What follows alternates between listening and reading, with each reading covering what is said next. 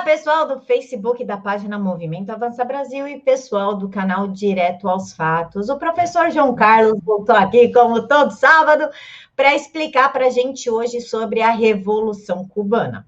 Ele vai explicar o que aconteceu com Castro, como é que a Cuba virou, sei lá, essa ilha decrépita e doentia sobre um sistema ditatorial demente, que as pessoas têm carteirinha para se alimentar, e ele também vai falar um pouquinho sobre os campos de concentração para homossexuais, porque existia, sim, na Cuba de 1960. Professor, muito obrigada por mais uma aula neste sábado. Obrigado, Camila, por estar mais uma vez aqui. Muito feliz de compartilhar com vocês esse conhecimento. Professor, como sempre, o microfone é seu, 45 minutos de uma excelente aula. Vamos embora. Obrigado, Camila. Então, gente, vamos começar, então, falando do início, final do século XIX na América e começo do século XX. Então, a gente tem, em 1898, uma guerra acontecendo aqui na América. É a Guerra Hispano-Americana, tá? Os Estados Unidos, eles estavam vivendo uma política chamada Política Monroe, do presidente James Monroe. Essa política James Monroe tinha como lema a América para os americanos, ou seja, excluir ou afastar a influência europeia que dominou todos os países da América Latina durante o século XIX e estender a influência norte-americana para os países da América Latina. Ok? E os Estados Unidos usavam uma política também, uma ferramenta política de ser a polícia da América, o Big Stick Policy, ou seja, a política do grande bastão, né, do grande porrete, que eles acabavam usando de força militar para afastar a influência europeia aqui da América. Neste contexto da Guerra Hispano-Americana, a gente tem os movimentos de independência de Cuba. Cuba é a maior ilha do Caribe e é uma ilha agroexportadora de cana-de-açúcar e seus subprodutos, e os Estados Unidos tinham muito interesse estratégico na ilha de Cuba. Enquanto os Estados Unidos estavam nesta guerra de expulsão dos espanhóis das colônias da América Latina, Cuba também estava passando por um processo de independência frente à Espanha, que só se concretizou em 1902. E uma figura heróica para o povo cubano na época foi o poeta e escritor José Martí. José Martí, ele foi o grande líder das forças cubanas que lutaram contra os espanhóis na Guerra de Libertação de Cuba, a Guerra de Independência de Cuba. Em 1902, se consolida a expulsão dos espanhóis de Cuba, porém com a ajuda militar americana, certo? Os americanos deram muito apoio militar. E daí, finalizado esse processo de expulsão dos espanhóis, é consolidada a primeira Constituição cubana em 1902, sob forte influência norte-americana. Os norte-americanos, é lógico, que tinham interesses econômicos na ilha e, por isso, fizeram exigências nessa Constituição. E foi criada uma emenda constitucional chamada Emenda Platt, em homenagem ao general que lutou junto com os cubanos para expulsar os espanhóis da ilha. A Emenda Platt, ela tinha 2 parágrafos que eram intervencionistas dentro de Cuba. Praticamente transformavam a ilha de Cuba num protetorado norte-americano. Então, nós temos aí o primeiro parágrafo que dizia que reservava-se ao exército americano qualquer tipo de intervenção quando necessária, intervenção militar, quando necessária, na ilha de Cuba, certo? E a segunda emenda preconizava uma base naval americana na ilha de Cuba. Essa base naval existe até os dias de hoje e é usada para prisioneiros terroristas que atacaram o território americano ou fizeram algum tipo de terrorismo contra os americanos. É a base de Guantánamo, no território cubano. Vocês devem estar se perguntando, nossa, mas Cuba é comunista e tem uma base americana lá?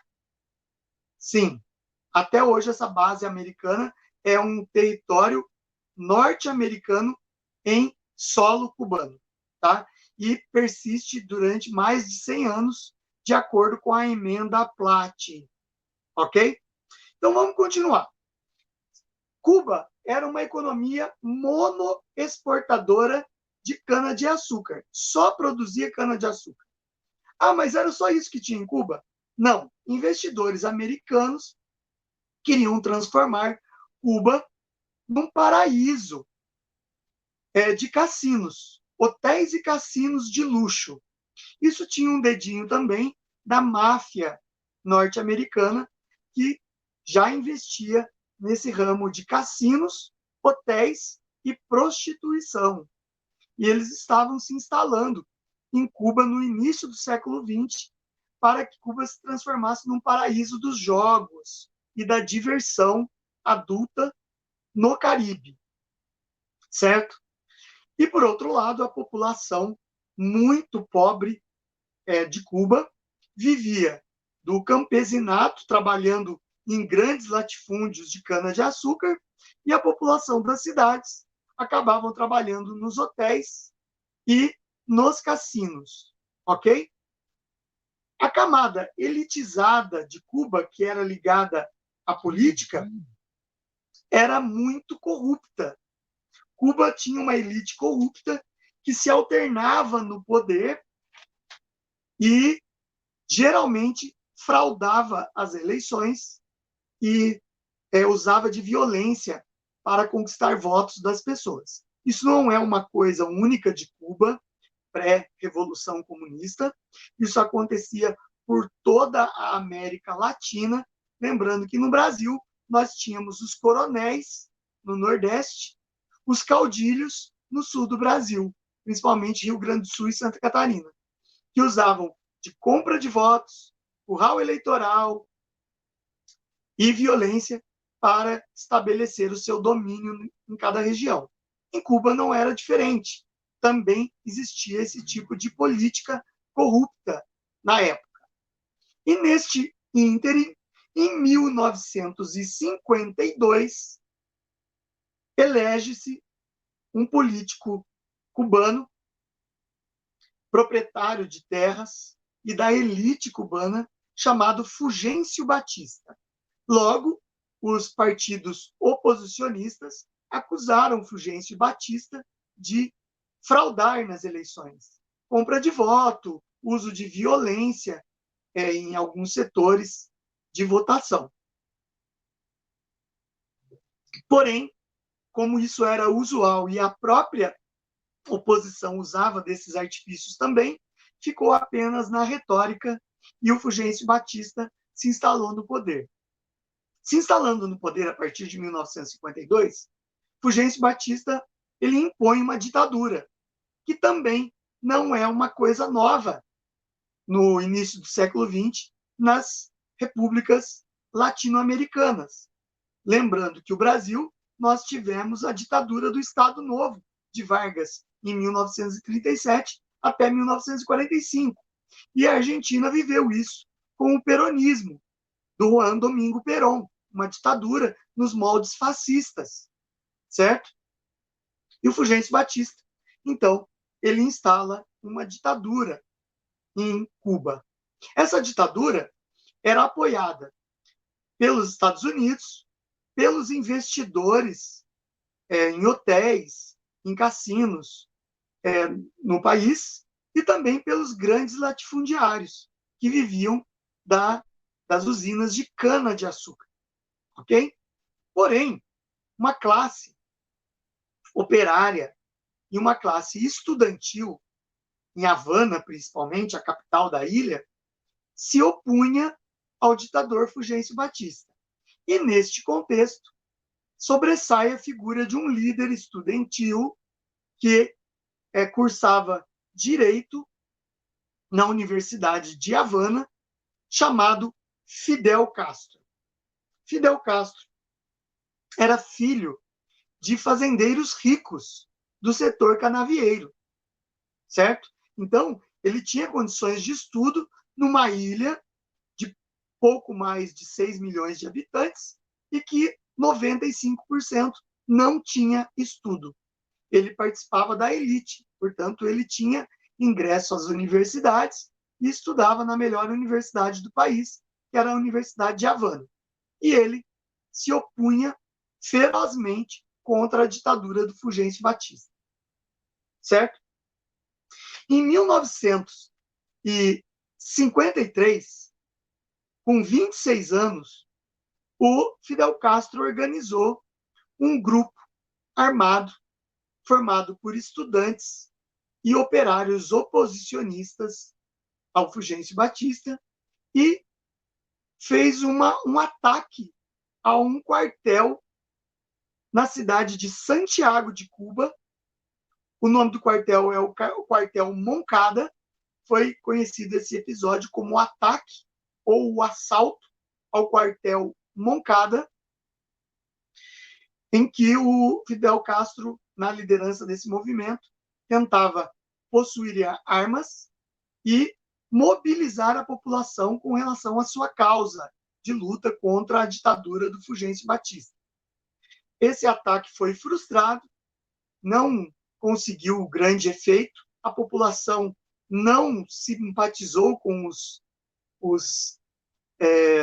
grupos de estudantes liderados pelo Fidel Castro, e assim ele acabou preso e todas as pessoas do movimento também presas. Por ele ser estudante de Direito e ter uma boa oratória, 2 anos depois da prisão, ele ainda cumpria essa prisão, ele foi a julgamento e ele mesmo fez a sua defesa. Na sua defesa, que acabou entrando para a história do povo cubano, ele falava que a história iria absolvê-lo. Tá? Ele levou 2 horas de oratória para a sua defesa no tribunal. Após essas 2 horas, houve a deliberação do juiz e o juiz condenou Fidel Castro a 15 anos de cadeia por crime de traição à pátria e movimento guerrilheiro, certo? Ataque a um quartel militar, então ele foi condenado a 15 anos. Porém, ele cumpriu apenas esses 2 anos de pena. Por quê? Existia uma questão de anistia. O presidente do país, o próprio Fulgêncio Batista, podia conceder anistia política aos presos, principalmente por causas políticas. E o pai do Fidel Castro era um membro da elite canavieira de grande influência e acabou interferindo e conseguindo a anistia para o filho. Fidel Castro, então, é solto depois de cumprir 2 anos de pena e migra para o México. No México, ele vai fundar um grupo de cubanos exilados chamado MR-26, Movimento Revolucionário 26 de Julho, que foi o dia do ataque ao quartel Moncada. O plano frustrado, ele deu o nome do movimento guerrilheiro dele, Movimento Revolucionário 26 de Julho. E lá, no México, ele acaba adquirindo um terreno para exercício e treinamento dos seus guerrilheiros. Ele vai reunir mais ou menos 80 guerrilheiros de origem cubana, em que ele vai comprar armas e treinar esses guerrilheiros em táticas de guerrilha. Neste contexto de guerrilha, de treinamento, ele acaba conhecendo um médico argentino, aventureiro, que já tinha participado, visto os Estados Unidos em ação contra ditadores em Honduras e na Guatemala. É um médico argentino, Ernesto Guevara, que logo será apelidado pelo Fidel Castro de Che. Por que Che? Porque os argentinos tinham este costume linguístico de tudo usar a expressão Che, né? Às vezes, no sul do Brasil, nós também temos este maneirismo linguístico, na qual alguns gaúchos usam bate, né? E o Ernesto Guevara usava esse tipo de maneirismo linguístico. Por isso, ele foi apelidado de Che. E daí, associado ao seu sobrenome, ficou Che Guevara. Certo? Bom, este grupo planejava um desembarque armado numa região de Cuba e ali tomarem de assalto aquela região e começarem a cooptar os pequenos agricultores daquela região, certo? Essa era a ideia do Fidel Castro. Ele vai comprar um iate usado com dinheiro do papai para transportar os 80 guerrilheiros que ele conseguiu formar para a ilha de Cuba. Em dezembro, no dia 2 de dezembro de 1956, ele desembarca numa região de Cuba próxima à Serra Maestra. Tá? Essa região de Cuba que ele desembarcou é uma região muito pobre, próxima da cidade de Santiago de Cuba, e é uma região muito, muito pobre. Uma região em que tem pequenos agricultores que trabalhavam em agricultura familiar para autossustentação e venda em pequenos comércios da grande cidade de Santiago de Cuba. Certo? Então, o Fidel Castro ele vai desembarcar ali numa noite chuvosa, ele acaba cometendo erros táticos, e o navio, o iate que ele tinha comprado, estava super lotado, tinha capacidade para até 30 pessoas, estava levando 80 guerrilheiros armados para Cuba. Ele acaba ficando preso nos recifes de corais, no litoral daquelas praias. E daí, as pessoas que moravam próximas à praia, assustadas com aquela movimentação de homens armados, acionam as autoridades. E, por sua vez, as autoridades acionam o exército, que identificam ali um desembarque de um grupo perigoso, guerrilheiro, e atacam esse grupo de forma contundente. Dos 80 guerrilheiros, apenas 12 conseguem fugir para a região serrana de Serra Maestra. Os demais são capturados e alguns mortos durante o desembarque. Esses 12 incluem o Ernesto Che Guevara, o Fidel Castro e alguns outros líderes do movimento que ficarão famosos depois da Revolução como líderes heróicos dos comunistas. Tá? Inclusive, tem até um chamado Camilo Cienfuegos, que também saiu vivo desse ataque aí no desembarque ali perto da Serra Maestra. Os guerrilheiros, eles vão se refugiar, esses 12 guerrilheiros vão se refugiar na Serra Maestra, um lugar de difícil acesso, mata fechada, de população muito pobre, e que o exército não se importou muito com a fuga desses 12, porque achavam que eles iam se dar muito mal no meio de uma floresta fechada e sem o apoio de outros grupos que fornecessem alimento e armas para eles. e abrigo também, né? Acontece que esse desembarque aconteceu por volta de 1956. E neste contexto de 56 já era bem diferente de 1952, quando o Fulgêncio Batista se instalou no poder como ditador. Em 1956, já existia uma resistência política velada contra a ditadura. Dois partidos que atuavam na ilegalidade, portanto, na clandestinidade, atuavam em sindicatos e em grupos estudantis, promovendo greves e protestos contra a ditadura de Fulgêncio Batista. Era o Partido Comunista Cubano, que estava na ilegalidade, desde quando o Batista tomou o poder, e o Partido Socialista Popular de Cuba, o PCC cubano e o PSP cubano. Esses dois partidos agiam na clandestinidade. E o que eles fizeram? Eles começaram a apoiar o grupo de sobreviventes do Fidel Castro, fornecendo alimento, vestes e munição e armas para o grupo do Fidel Castro.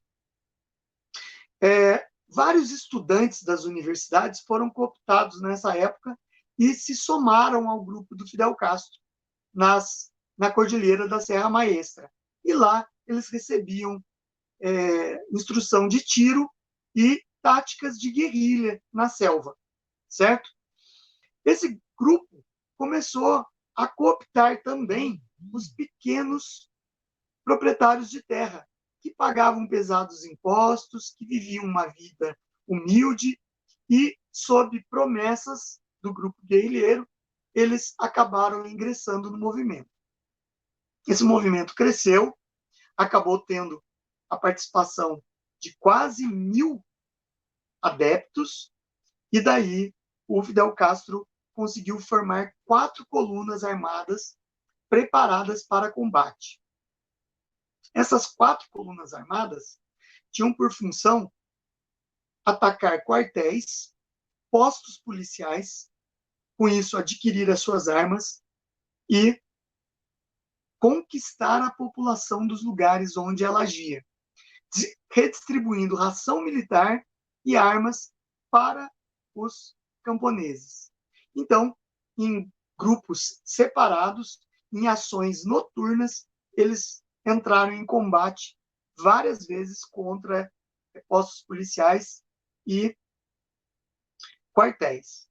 Acontece que o Fulgêncio Batista já estava meio desacreditado frente à população. Cuba não decolava como uma economia pujante, estava mal afamada economicamente no Caribe como o bordel do Caribe, por causa dos cassinos, da máfia, dos hotéis usados para a prostituição das cubanas. Então, Fulgêncio Batista não tinha uma boa fama na população média cubana e nem entre os pobres. Então, foi mais fácil para Fidel Castro, com a sua boa oratória, convencer a população a ficar do seu lado. E com esses ataques, ele ia armando essa população. Até que chegamos em 1959, e em dezembro de 1959, o Fidel Castro já tinha controle sobre várias regiões de Cuba. Várias cidades de médio porte já estavam caindo sob o comando desses guerrilheiros, certo? No final de 1959, no último dia do ano, 31 de dezembro de 1959, os combates já estavam às portas de Havana. O exército cubano já sofria várias deserções e o Fulgêncio Batista já tinha perdido muito do seu oficialato, que estava passando para o lado do inimigo. Então, ele optou em passar o Réveillon em Miami. E ele, sua família e toda seus correligionários do alto escalão fugiram de avião para Miami e deixaram Cuba sob o comando do exército. Os generais que ficaram, mesmo com a tropa desfalcada e perdendo várias batalhas, acabaram entrando em luta feroz até o dia 1º de janeiro de 1960. Só que essa luta feroz, que durou 24 horas, o exército acabou tendo que se render. Não tinha como lutar contra uma massa armada de guerrilheiros unidas à população. E assim, Fidel Castro, ainda na tarde do dia 2 de janeiro de 1960, proferiu seu primeiro discurso como líder revolucionário vitorioso em Cuba. Certo? Ainda, Fidel Castro não se intitulava como um marxista-leninista. Assim que ele toma Havana, ele se intitulava como um revolucionário progressista e nacionalista. Ele ainda não tinha cooptado com a União Soviética. Lembrando que 1959, 1960, nós estamos em pleno pós-guerra, Segunda Guerra Mundial, e em plena Guerra Fria. Tá? Então, os Estados Unidos e a União Soviética tinham interesses na região do Caribe, e se alinhar a um dos dois lados era essencial para Cuba sobreviver, certo? Para ter apoio de uma das duas grandes superpotências. Porém, Fidel Castro já demonstrava pelas suas ações que não se associaria aos Estados Unidos. Primeiro, porque ele estatizou várias empresas norte-americanas. Ele estatizou as empresas de petróleo norte-americanas que agiam ali no litoral cubano, estatizou empresas de eletricidade, de telefonia, que eram todas privadas, empresas privadas norte-americanas. Ele nacionalizou e estatizou essas empresas logo depois da Revolução. Estávamos neste contexto de Guerra Fria, e os Estados Unidos, então, começa a combater Cuba através da sua inteligência, através da CIA, da sua central de inteligência. Eles começam a boicotar e causar dano nas usinas, através de espiões, causar danos nas usinas de transformação de açúcar, e chegaram a explodir uma bomba no porto de Havana. O principal porto de Havana, explodiu uma bomba norte-americana ali, mostrando claramente que os Estados Unidos estava contra a Revolução Cubana. E daí Castro resolveu radicalizar na sua revolução. Ele vai criar tribunais revolucionários, na qual ele começa a perseguir todo tipo de opositor da sua revolução.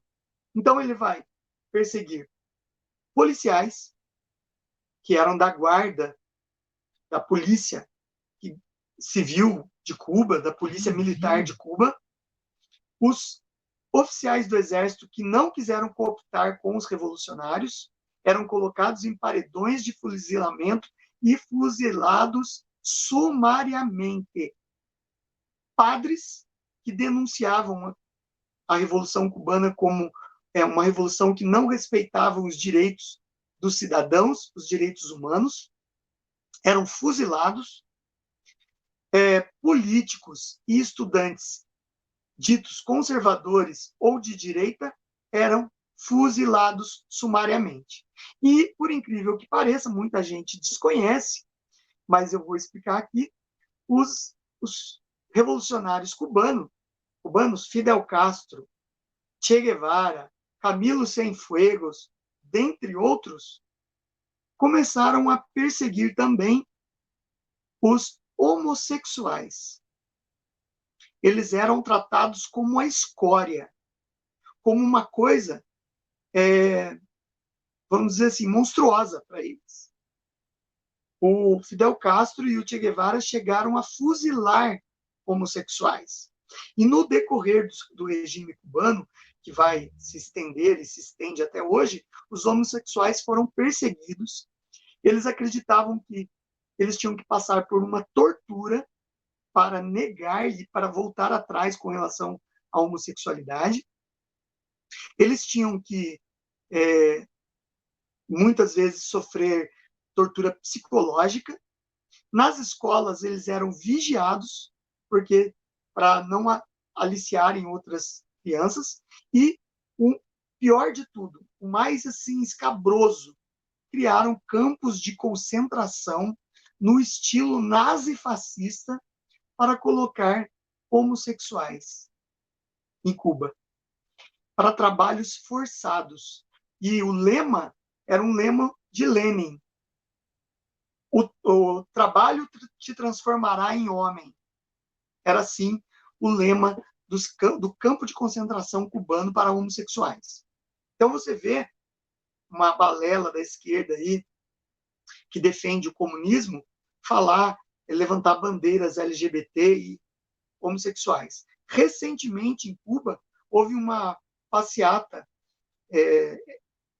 de gays e LGBTs lá, e foram duramente massacrados, torturados, apanharam nas ruas pela polícia cubana, mostrando que lá não existe tolerância com a opção sexual alheia, certo? Então, é uma balela acreditar que o comunismo que é pregado no Brasil e em outros lugares vai dar liberdade para os homossexuais ou essa classe LGBT, certo? Bom, voltando então para a Revolução Cubana, Castro então impõe com dureza a sua ditadura.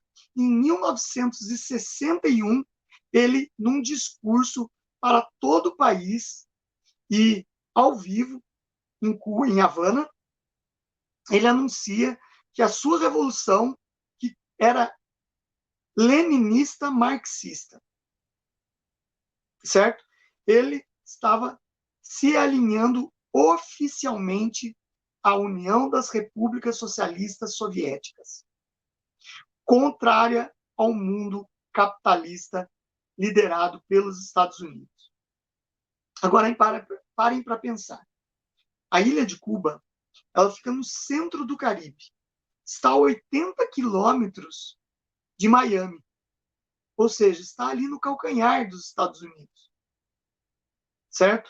Então, os Estados Unidos não podia aceitar que Cuba fosse entregue aos comunistas, principalmente da União Soviética, em plena Guerra Fria, oferecendo assim um risco territorial aos norte-americanos. Ok? Então, o presidente norte-americano John Kennedy, ele vai organizar, através das Forças Armadas norte-americanas, o treinamento de cubanos que haviam fugido do país com a Revolução. Logo depois que aconteceu a Revolução Cubana, muita gente pegou todo tipo de embarcação precária e fugiu para Miami, porque sabia que eram contra essa revolução, contra os guerrilheiros liderados pelo Fidel Castro, e ia acabar morrendo no paredão. Então, milhares de cubanos fugiram para Miami. O presidente Kennedy, John Kennedy, vai treinar esses cubanos para um desembarque na Baía dos Porcos, para tentar retomar Cuba das mãos de Fidel Castro, retirar Cuba das mãos de Fidel Castro. Então, essa experiência que o John Kennedy fez era ultra secreta. Os cubanos, fortemente armados e treinados pelos americanos, desembarcariam na Baía dos Porcos. E ali eles combateriam as forças de Castro e, na teoria, a vontade do povo cubano pela liberdade e voltar ao sistema capitalista de liberalismo econômico, liberdades individuais, liberdade de expressão, faria com que o povo ficasse do lado das tropas aí que os americanos estavam patrocinando. Infelizmente, isso não aconteceu. O desembarque da Baía dos Porcos foi um fracasso, repercutiu muito mal, porque daí veio à tona, né, pela imprensa, e todos os países aí viram que o patrocínio norte-americano acabou vindo à tona e pegou muito mal para o presidente John Kennedy, certo? Bom, os Estados Unidos, daí, para rechaçar esse ataque frustrado, ele acaba exigindo da OEA, Organização dos Estados Americanos, que expulsasse Cuba do acordo da OEA. Cuba já não fazia mais parte dos países membros da OEA. E também decretou um embargo econômico total sobre a ilha de Cuba. Todos os países da América e países capitalistas estavam proibidos de comercializar com Cuba. Comprar seus produtos da agricultura, principalmente o açúcar e os derivados da cana, e também de vender produtos para dentro de Cuba, certo? Isso fez com que Cuba, já que já havia se declarado e jurado fidelidade ao marxismo-leninismo, se aproximasse ainda mais do Nikita Khrushchev. Nikita Khrushchev era o secretário-geral do Partido Comunista Soviético, ou premier soviético, né, o líder do país. Nessa época, o Khrushchev usava uma balela de desinformação soviética, que era a política da coexistência pacífica com os Estados Unidos. Isso era uma balela, né? Era uma cortina de fumaça. Na verdade, era para tentar mostrar para o Ocidente que a União Soviética não vivia num regime brutal de controle estatal, e também para tentar trazer governantes para o lado soviético. No caso, ele conseguiu o Fidel Castro para o lado soviético, certo? Mas a verdade é que o regime era brutal, não existia nenhum tipo de liberdade individual, tudo pertencia ao Estado. Cuba estatizou a educação, estatizou a saúde, estatizou as terras, fez uma reforma agrária em que ele concedia a terra ao pequeno agricultor, mas era um regime de concessão, estava sob o controle do Estado. Ele era obrigado a vender para o Estado a sua produção a preços irrisórios. E o Estado acumulava a produção de todos os pequenos proprietários e vendia para a União Soviética, certo? E quem lucrava com isso era o governo cubano. Ok? Então, a economia cubana, ela acabava tendo um desenvolvimento monoagricultor por causa dos incentivos soviéticos. Todos os produtos vendidos em Cuba vinham da União Soviética e dos países do leste europeu. Ok? E daí, o Fidel Castro, ele vai utilizar essa política de incentivo da União Soviética para bancar experiências de revolução na América Latina e na África. Para vocês terem uma ideia, Fidel Castro, com o dinheiro soviético, acabou bancando vários movimentos revolucionários aí na África, principalmente no Congo, que estava numa guerra civil. Até o Che Guevara, no seu diário, ele escreveu que foi para o Congo lutar lá, mas pelo povo africano ser muito desorganizado e não aceitar ordens, ele acabou desistindo da guerrilha no Congo e voltou para Cuba, depois sendo treinado e formando um pequeno grupo para tentar implantar a teoria do foquismo, que ele escreveu, Che Guevara escreveu, a teoria do foquismo, que é um pequeno grupo tomar um país através da cooptação dos camponeses e operários daquele país. Ele vai tentar essa teoria na Bolívia, onde ele vai acabar morto pelo exército como um guerrilheiro, e mostrando que essa teoria não dava certo. Deu em Cuba porque era um momento muito específico da história de Cuba, e não deu certo lá na Bolívia. Ele acabou sendo morto pelo exército boliviano e o seu corpo ficou exposto, mostrando que Che Guevara tinha sido vencido pelo exército boliviano sob a ajuda militar dos Estados Unidos e das informações da CIA. Mas um fato muito importante que aconteceu em 1962 foi que o Fidel Castro pediu ajuda militar para o Khrushchev.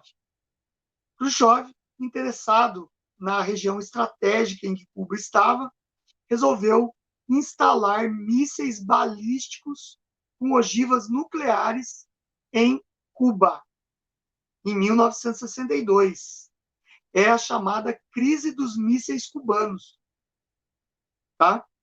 Ele ia instalar 16 ogivas nucleares em rampas de lançamento de mísseis, que teriam a capacidade de atingir o território norte-americano. Imagens de avião espião norte-americano conseguiram detectar essas rampas de lançamento de mísseis sendo instaladas em território cubano. E também a CIA conseguiu interceptar ligações mostrando que cargueiros soviéticos estavam levando os mísseis para o território cubano a partir de uma certa data. E assim, o presidente Kennedy mandou fazer um cerco militar a Cuba, não deixando passar esses cargueiros com os mísseis cubanos. O mundo viveu um período de grande tensão. Todos os olhos do mundo se voltaram para a questão dos mísseis cubanos. Por quê? Estávamos em plena Guerra Fria e essa questão dos mísseis cubanos estava dando toda o parecer de que ia desembocar numa guerra nuclear, na Terceira Guerra Mundial. Tá? O mundo viveu 12 dias de grande tensão e expectativa. Só que nos bastidores políticos, o presidente Kennedy e o Nikita Khrushchev já tinham se acertado, já tinham feito um acordo de bastidores, na qual os Estados Unidos se comprometeria a não invadir mais Cuba, não fazer nenhum tipo de movimento militar para invadir a ilha de Cuba, e também se comprometeria a tirar mísseis balísticos nucleares da região da Turquia, que fazia fronteira com algumas repúblicas pertencentes ao URSS, ok? E daí, em contrapartida, o governo soviético não instalaria mais os mísseis balísticos nucleares em Cuba. Só que o Fidel Castro, como um bom cachorrinho do comunismo, ficou de fora das negociações. Em nenhum momento ele participou das negociações e acabou sendo deixado de lado. Ninguém ouviu da União Soviética qual era a opinião do Fidel Castro, certo? Então, ele não passava de apenas uma marionete comunista na América para os soviéticos, ok? Bem, uma das coisas que a gente tem que ressaltar aqui é as transformações sociais em Cuba. Houve ganho social em Cuba? Houve algum ganho social. Por quê? A partir do momento em que houve a Revolução Cubana, o ensino passou a ser obrigatório em Cuba. Fidel Castro, com a intenção de doutrinar toda a população da ilha de Cuba, passou a investir em escolas bancadas pelo Estado, não existiam escolas particulares. Todas as escolas passariam a ensinar a Revolução Cubana e os princípios marxistas-leninistas. E daí, toda a população passou a ser obrigatório o estudo. Hoje, a ilha de Cuba deve ter em torno de 10 a 12 milhões de habitantes, e eles divulgam com a boca cheia, né, todo orgulhoso, que tem 98% de pessoas alfabetizadas em Cuba. É um estado policialesco, militarizado, que desarmou a sua população e armou o seu exército contra a população. Quem não obedece ordens do Estado lá é sumariamente preso, torturado e até fuzilado. Ninguém lá tem liberdade para querer ou não fazer alguma coisa. Ok? Então, o estudo passa a ser obrigatório em Cuba e eles divulgam os números de alfabetização. Aí que entra uma questão que se discute muito. Ah, mas a medicina cubana é um exemplo para o mundo. Gente, nós tivemos médicos cubanos aqui no programa do PT dos Mais Médicos, que era uma forma de desviar recursos do Brasil para sustentar a ditadura cubana do irmão do Fidel Castro, Raul Castro, certo? Então, milhões de reais dos seus impostos foram pagos para Cuba, para o programa Mais Médicos, enquanto que o médico cubano recebia R$ 1.000 e não podia ver a família enquanto estivesse nesse programa, porque senão corria o risco dele, se a família viesse visitá-lo aqui, a família acabar pedindo asilo político e o médico também abandonando Cuba, certo? Então, a medicina cubana é uma das propagandas do regime cubano e é uma grande balela, porque a maior parte dos médicos cubanos, que existem índices, isso é prova no Revalida, que é a prova que é dada no Brasil para médicos formados no exterior, tem que fazer essa prova para poder exercer a medicina no Brasil. Os médicos cubanos não fizeram essa prova, porque o Lula, semi-analfabeto também, ele trouxe os médicos cubanos no programa Mais Médicos, e eles não foram isentos da prova do Revalida. Porém, existem números que provam que pessoas formadas em Cuba que tentaram exercer a medicina aqui foram reprovados no Revalida, desde a década de 70 até os anos 2000. Foram reprovados no Revalida, mostrando que essa propaganda cubana que vende que a medicina lá é altamente avançada não passa de uma grande balela. A população pobre cubana morre nos corredores de hospitais esperando atendimento, não existe material descartável para toda a população, seringas, agulhas, fios cirúrgicos são reutilizados na população e muitos acabam morrendo de infecção por falta de medicamentos. A esquerda fala, mas isso é por causa da crueldade do embargo econômico. Ora, eles se aproveitaram da União Soviética até 1991. Depois que caiu a União Soviética, a Cuba acabou se aproveitando de governos esporádicos de esquerda para sustentá-los. Né? No caso aqui, o governo FHC ajudou Cuba e os governos de Lula e Dilma ajudaram Cuba. O BNDES desviou milhões de verbas de dólares, né, para a construção do porto de Mariel em Cuba.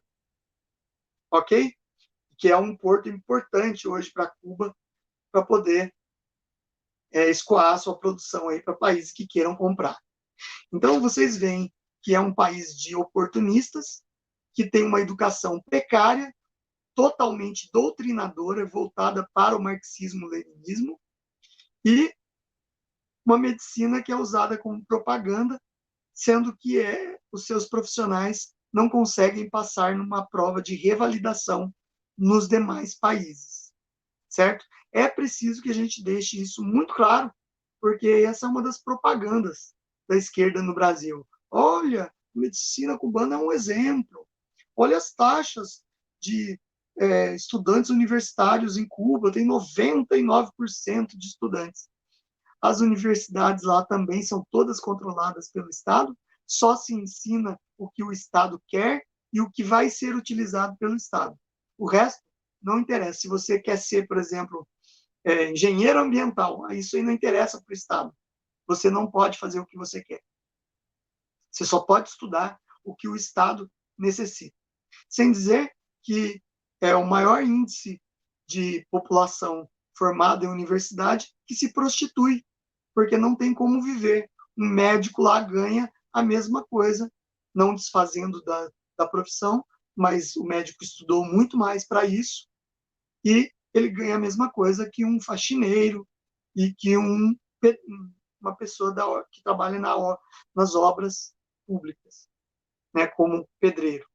Então, é um país que fez uma revolução comunista, é um país pobre, miserável, que vive dos oportunistas que entram em outros governos da América Latina para viver destas verbas dos países, certo? Então, eu vou ver agora se a Camila tem alguma pergunta para mim. Tenho sim, né, professor. Sim, que a aula agora a gente encerra por aqui, a parte da aula propriamente dita. Professor, nós estamos vivendo aí um estado policianismo. Nós vemos aí o judiciário fazendo papel do executivo e do legislativo e agora determinando que a Polícia Federal, sem a anuência da PGR e da AGU, entre na casa de pessoas, cidadãos comuns como eu e o senhor, que gostam de dar opinião na internet, que lutam por um país melhor. Está acontecendo no Brasil e ninguém faz nada, à luz do dia, enfim. Eu posso, então, concluir que nós estamos indo para o mesmo caminho de Cuba? Então, vamos lá. Olha, o princípio básico de uma democracia plena, é a liberdade individual, é a liberdade de expressar os seus pensamentos, certo? O Brasil já tem lei, caso você ofenda alguém ou minta sobre a honra de alguém, já existe a lei no Código Penal que a pessoa pode ingressar com uma ação e pedir dano moral, né?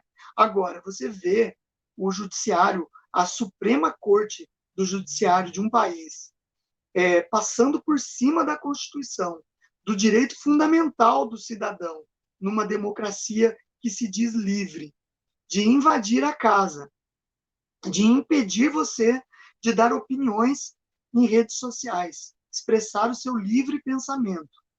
E também mandar a Polícia Federal invadir a casa do cidadão que não cometeu crime algum. Então, a gente pode dizer que nós estamos vivendo um dos momentos mais tristes da nossa história. É um momento que a gente vê que a ditadura já existe no Brasil e não é uma ditadura escolhida pelo povo, vamos dizer assim, não é um ditador eleito pelo povo, como dizem aí em Cuba, em outro lugar, aí, que é partido único, ele se lança candidato e é eleito. Aqui a ditadura é do judiciário, e acima do judiciário não tem mais ninguém. Ninguém manda mais no judiciário. Eles fazem as leis. Então, vocês veem que nós vivemos uma ditadura do judiciário e que não se respeita nenhum tipo de liberdade individual que é própria de países democráticos. Eu classifico isso um momento triste e é pavoroso na nossa história saber que a qualquer momento você expressando a sua opinião contra um órgão como o judiciário, que é um direito do cidadão, nós pagamos os impostos para pagá-los, e a gente não poder expressar a nossa opinião sobre eles. Então, é cruel, é triste, a gente está vivendo um dos piores momentos da história do Brasil.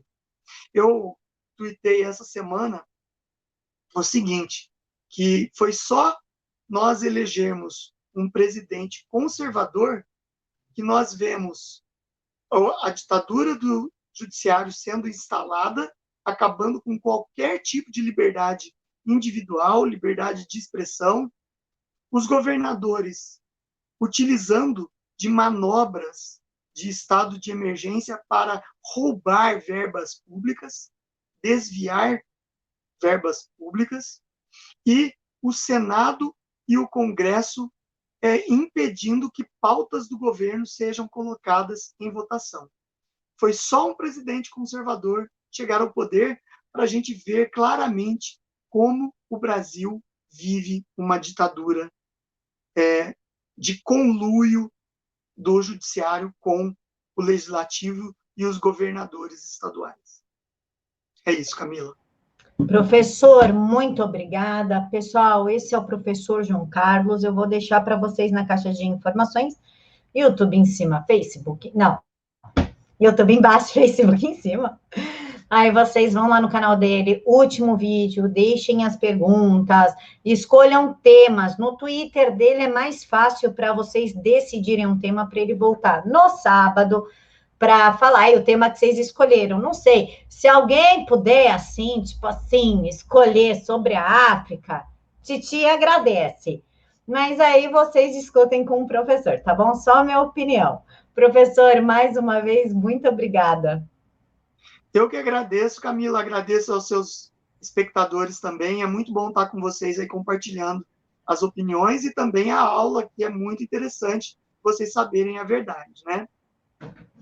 Pessoal, é isso. Deixem aqui para mim nos comentários o que vocês acharam. Claro que o Twitter do professor também está na caixa de informações.